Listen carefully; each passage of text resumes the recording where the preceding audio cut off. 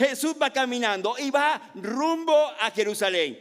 Ya se celebró la fiesta con Simeón, va Judas molesto, van los discípulos peleando. Jesús ha preparado una fiesta para ellos. Jesús fue más o menos como a 11 fiestas en la Biblia. Casi todos los meses estaba en una fiesta distinta. Pero ahora Él va a hacer su fiesta. Él la programó, Él la organizó, Él la preparó. Es su momento. Y cuando llega a su fiesta, dice Lucas que la pelea era de tal magnitud que no era poca cosa. Y cuando la Biblia me dice que era una pelea y esa pelea no era poca cosa, era porque probablemente habían gritos. Y estaban peleando entre ellos.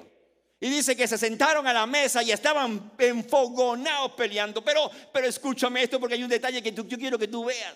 La Biblia dice que cuando Jesús se sentó, la primera palabra que dijo fue: ustedes no tienen ni idea de lo que yo he deseado este momento con ustedes. ¿Están ustedes por allí? Ahora piensen esto. Él es el Dios encarnado. Él es el creador de todo el cosmos. ¿Te imaginas?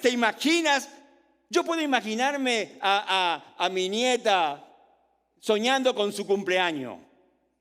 Pensando en su bizcochito, pensando en los globitos, pensando en los personajes, porque ahora los nenes le dan personalidades a los cumpleaños, temas a los cumpleaños, y me imagino. Pero ¿sabe qué se me hace difícil? Pensar en Dios como queriendo que algo ocurra en su vida, siendo Dios. Pero eso es lo que estaba aconteciendo. Dios había deseado que ese momento en particular aconteciera en su vida. Era su momento. Y los discípulos habían utilizado su momento, escúchame, su momento para pelear, para saber quién era el más importante, para saber quién era el que merecía el puesto de honor. Y estaban en esa pelea. Jesús, dice la Biblia, toma un lavacro, lo llena de agua, se pone una toalla, se quita la ropa y se ciñe y se hace como un pantalón corto. Se va de rodillas y cuando se pone delante de Pedro, al primero al que llega, Pedro le dice: ¿qué haces, maestro? ¿Qué haces? Se supone que te seguimos a ti porque tú representas la autoridad. Se supone que te seguimos a ti porque creemos que tú algún día tendrás el derecho sobre todo y nosotros queremos estar contigo. ¿Qué haces ahí? ¿Qué haces?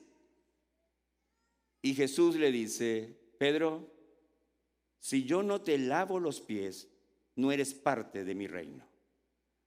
Y Pedro vuelve a insistir por segunda vez y le dice: no, maestro, no. Eso es trabajo de los siervos. Tú eres el maestro, tú eres el Señor. Y Jesús le recalca una vez más y le dice: bueno, en el reino de los cielos ya no va a ser así, sino que el mayor debe servir como si fuera un siervo al menor. Y le dice: si no te dejas lavar los pies, pues simplemente no eres parte de mi reino. Y cuando ve que Jesús se va a levantar, Pedro lo ve que está en serio, le dice: tranquilo, que tú no tomas un jueguito, tú no puedes ni jugar contigo, tú todo te lo tomas en serio, tan personal, ¿verdad? Lávame los pies, agarra el agua y si es posible, tírame en la cabeza, enchúmbame, pero no me dejes fuera. Y está ese proceso. Los ánimos se comienzan a calmar, la paz vuelve otra vez a reinar. Y hay dos personas al lado de Jesús. Uno a un lado y el otro al otro lado. No sé quién estaba a la derecha y quién estaba a la izquierda, la iglesia de la Biblia no lo dice. Pero uno de los que estaba al lado, en el puesto de honor, era Judas. Y el Señor dice: uno de los que está aquí esta noche me va a entregar. Y Pedro está al otro lado de la mesa. Y como la conciencia de Pedro lo redarguyó, él dijo: aquí el más malo de todos los malos que hay en esta mesa soy yo. Le preguntó: ¿seré yo, maestro? Y Jesús obvió la pregunta. Así que le hace seña a Juan, que estaba recostado, dice Juan, en el pecho de Jesús, para que le pregunte. Y Jesús le dice a Juan en secreto: voy a mojar el pan, y a quien le dé el pan, ese va a ser el traidor. Esa noche, tres discípulos terminarían con historias diametralmente opuestas, radicalmente opuestas. Ninguno de ellos sabía lo que sucedería en las próximas horas, pero sus decisiones los llevaría a tomar acciones increíblemente desastrosas. Y dice que cuando moja el pan se lo da a Judas, el diablo entró en Judas.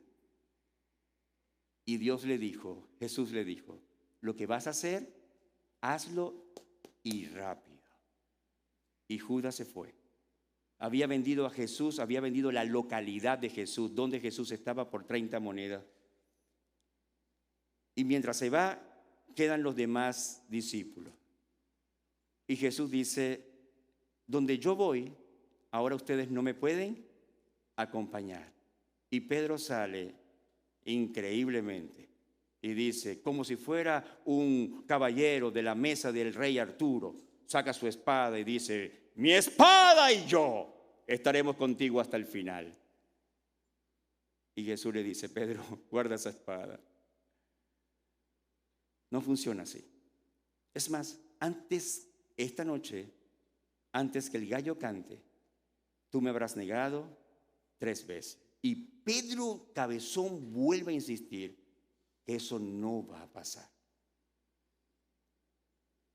Al terminar la noche y llegar el viernes, en el transcurrir del viernes, Judas se da cuenta que a Jesús lo han condenado a muerte esa madrugada. Lo han llevado donde Pilato y Pilato ha confirmado esa muerte. Quedó tan atribulado que comenzó a llorar amargamente. ¿Están ustedes por ahí? Te quiero enseñar algo. Remordimiento y arrepentimiento parece igual, pero son diferentes. Los dos se comportan de la misma manera. El remordimiento llora, se atribula y siente culpa por lo que ha hecho. El arrepentimiento hace exactamente lo mismo. La diferencia es que el remordimiento te pone frente a la puerta del infierno y el arrepentimiento te pone frente a la puerta de la gracia. ¿Saben cuántas personas yo he visto llorando amargamente y da la impresión de que en realidad están arrepentidos? Solo tienen remordimiento. Pero ¿cómo sabemos cómo se comporta el remordimiento? Porque al final sus decisiones los llevarán a la muerte. A diferencia del arrepentimiento, también llora, también tiene pena, pero va a la gracia. Pedro igual está frente a un fuego y una niña, me gusta como Lucas lo dice, una niña le dice, yo te conozco, yo te he visto. Tú eres uno de los seguidores de este Jesús. Y dice la Biblia que cuando le dijo eso, Pedro le dijo, niña, tú no sabes qué estás hablando. Y cuando habló, otro de los que estaba allí dijo, pero ya va, ese acento que tú tienes, ese acento es como ponceño. Tú no eres de aquí. Parece del norte de Israel, de donde vienen ellos. Para mí que tú eres uno de ellos. Y dijo Pedro, maldición caiga sobre mí y que la maldición chorree sobre mí y caiga sobre mis hijos y que la maldición permee la vida de mis hijos y alcance hasta mis nietos, si yo he conocido a ese hombre. Escúchame, ese día estaban llevando a Jesús a un accidentado, casi que express juicio. Y mientras estaba allí, se formó un revolú. La gente del pueblo vino a ver lo que estaba pasando, había alboroto. Me imagino que debió haber sido así. En medio de toda esa contaminación sonora, solo algo escuchó Pedro: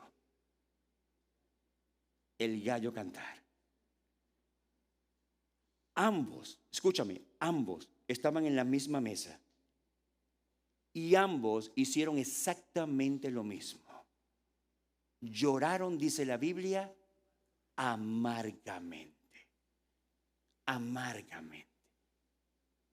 La Biblia dice que en el Edén Dios colocó dos árboles, uno del bien y uno del de la vida. Uno el de la muerte y otro el de la vida. Judas ese día lloró amargamente, pero fue al árbol equivocado. Fue al árbol y se ahorcó, el árbol de la muerte. Pero también estaba el árbol de la vida. Pedro, al igual, lo hizo tan mal como Judas. Pero dice la Biblia, para mala pata de Pedro, que justo cuando el gallo está sonando, ¿verdad? Quiquiriqueando, Jesús está saliendo por la puerta. Porque ahora lo llevan ya a la casa del sumo sacerdote, está preparada. Ahora lo van a trasladar allá para darle el juicio final. Y justo está saliendo. Y Lucas dice que la mirada de Jesús cuadró, se fijó en los ojos de Pedro. Justo en el momento en la que la última sílaba de la boca de Pedro estaba saliendo de maldición. Diciéndole: Pedro, no funciona así. Nadie puede sostener un compromiso o una palabra a Dios. Nadie. La salvación no es por tu decisión, es por lo que yo voy a hacer por ti. Es algo que yo voy a hacer por ti. Déjame ahora amarrar todo esto. Tú tienes a Judas en la misma mesa, en un puesto de honor. Dios le mojó el pan y era lo que se hacían con los invitados de honor. Pero aún así, Judas nunca vio en Jesús, nunca creyó que Jesús era verdaderamente el Hijo de Dios. Por el otro lado, Pedro, cuando vio que sacaban a Jesús rumbo a la muerte, quedó tan defraudado que una de sus acciones inmediatas después de todo esto fue volver a la barca. Y volvió al viejo negocio, a la empolvada barca. La desempolvó, la tiró al agua e hizo algo peor todavía. No fue que se descarrió, no fue que abandonó, no. Simplemente olvidó el llamado que Dios le había hecho.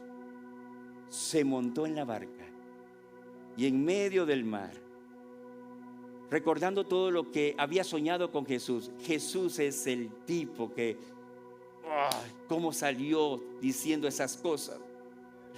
Qué frustrante. Era el Mesías, creía que era el Mesías.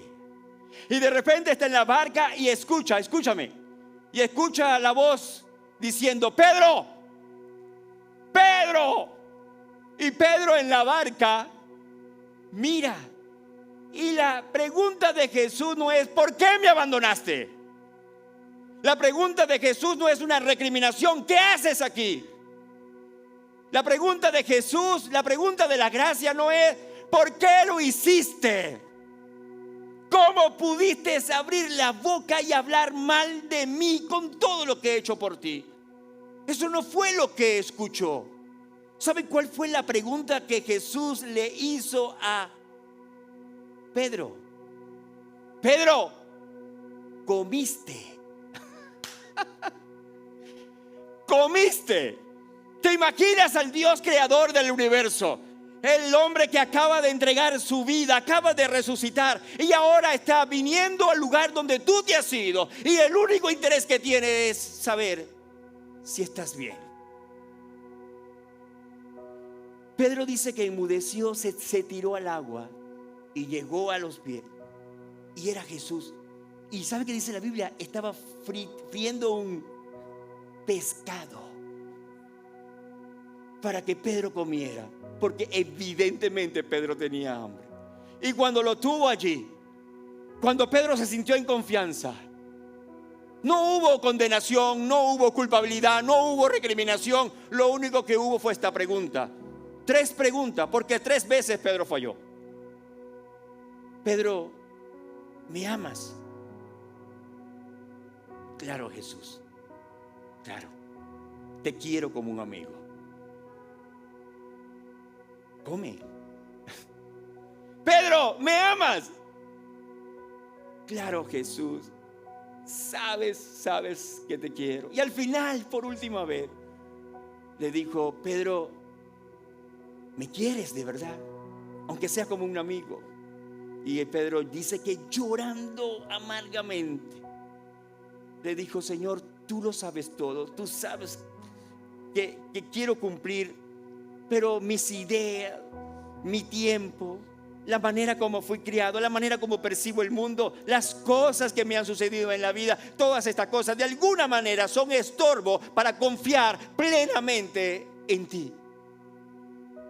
Y Jesús le dijo: apacienta mis corderos. Apacienta mi cordero. Este no es el lugar donde te dije debías estar.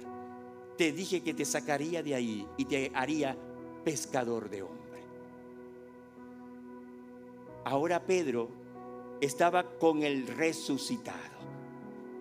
Ahora Pedro estaba viendo cara a cara al Jesús resucitado. Ahora déjame terminar con esto. No solamente Pedro, no solamente los 12 discípulos, no solamente las mujeres.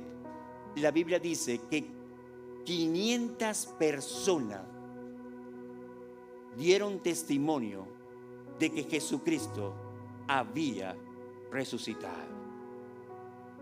¿Te acuerdas cuando estábamos en el año 33? Un hombre muriendo en una cruz y todos creyendo que era un embustero y que los había defraudado. Luego en el año 380, un imperio poniéndose a los pies de Jesucristo. ¿Qué fue lo que pasó? Lo que pasó fue que Jesucristo probó ser quien decía ser, el Hijo de Dios, la vida, la resurrección. Y eso lo hemos estado repitiendo una y otra vez, de generación en generación, de generación en generación. Todos tenemos momentos de duda y probablemente tú tengas tus propios momentos de duda. Pero estoy aquí para decirte que desde la duda, desde el cuestionamiento, desde la incredulidad, es que surgió la fe del Evangelio. Bienvenido al cristianismo. No surge desde el misticismo, surge desde la incredulidad. La diferencia es que Pedro se permitió, en el momento en la que pasó toda la situación, se permitió, en medio de su remordimiento, en medio de todo esto, mirar al lugar correcto. En vez de mirar al árbol de la muerte, miró al árbol de la vida. Ponte en pie. Un día como hoy,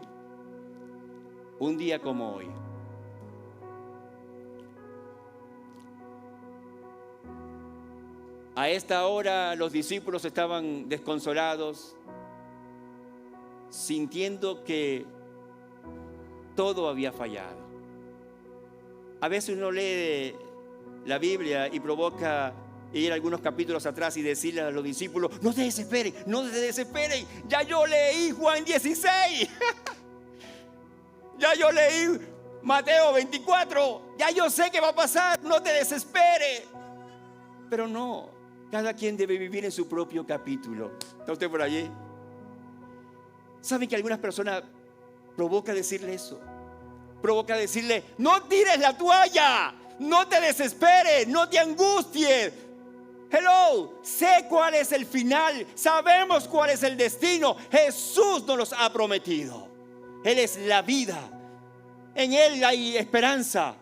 Él es nuestro amparo, nuestra protección, nuestro cuidado. Sabemos dónde vamos a estar. Y en los momentos difíciles tienes derecho a cuestionar, tienes derecho a hacer preguntas, tienes derecho a dudar incluso, tienes derecho a molestarte, tienes espacio para incluso la incredulidad. Hello. Pero lo que nunca debes permitir, es irte a un lugar donde no puedas volver.